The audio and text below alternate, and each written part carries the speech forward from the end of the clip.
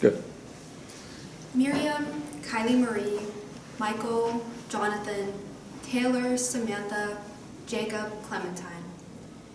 While these names may not be of any particular importance to you, what do you think of when you hear a name? A grandmother, a cousin, a brother, a friend, a coworker? Now, what makes this specific list of names significant? They will remain as only sons and daughters, not going on to become grandparents, aunts, uncles, fathers, and mothers. Each one of these names bears a much greater weight, as each of the listed names were those of a baby terminated by an abortion.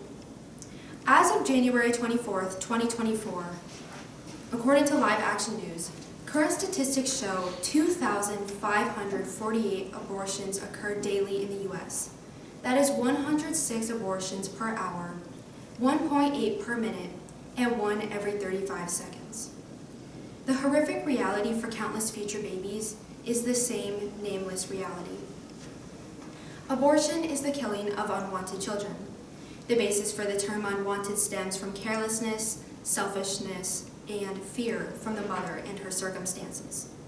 Heather, mother of aborted daughter Kylie Marie, shares her abortion story. At age 15, she became pregnant after a difficult home life and desire for loving relationships.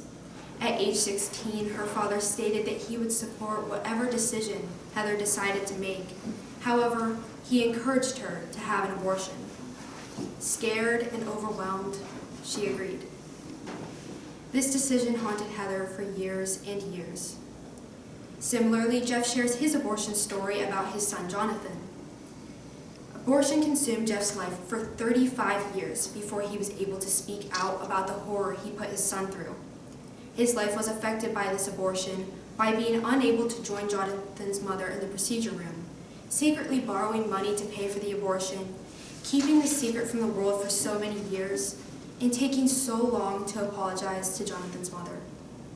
Another story comes from a woman named Monica who had 2 abortions.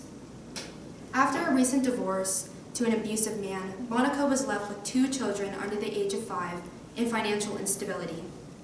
She became pregnant with her casual boyfriend, who she states there was no love between. Following this abortion, her life turned to shambles. Now consumed by alcohol, drugs, and men, Monica once again discovered she was pregnant, and yet again chose abortion. Years later, she found forgiveness in the Lord through a retreat a church was offering, and found healing by naming her aborted babies, Taylor and Samantha. Each one of these parents eventually found forgiveness in their decision, through support groups, but primarily through God. However, it is a grave reality that too many people have to live with. The names of the aborted babies I shared at the start of my speech, as well as the 3 stories I shared, are from parents who aborted their child and have told their story on the website silentnomoorawareness.org. With over 3,000 testimonies from parents, grandparents, and siblings, this website's aim is to give those whose lives were devastated by abortions an opportunity to share their testimonies and to be an advocate against abortion. In their Who Are We statement, the Silent No More website writes, "The campaign seeks to expose and heal the secrecy and silence surrounding the physical and emotional pain of abortion, as well as these voices of experience need to be heard so others can learn about the help that is available. They also want people who think abortion is a good solution for someone facing an unplanned pregnancy to understand the real long-term consequences their friend or loved one is likely to face in the future." It is a shame that websites and campaigns like this have to exist.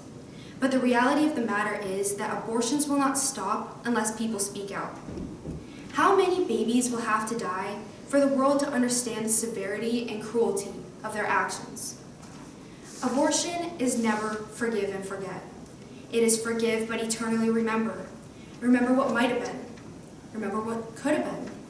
Remember what should have been. These children were murdered before they took their first steps, said their first words, went to their first dance, had their graduation, got married, had children of their own. Confucius states in his book, The Analects, the beginning of wisdom is to call things by their proper name. Imagine with me that I'm holding a $100 bill. You can see it and you know its value. Now I tell you it is only a mixture of linen and cotton, ink, numbers, and letters, nothing more. However, we know that this doesn't change the value of the bill I'm holding. It is the same with the unborn.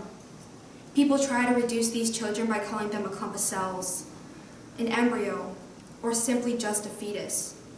Sure, these are stages of growth a baby goes through, and sure, a $100 bill is created by combining cotton, linen, and ink.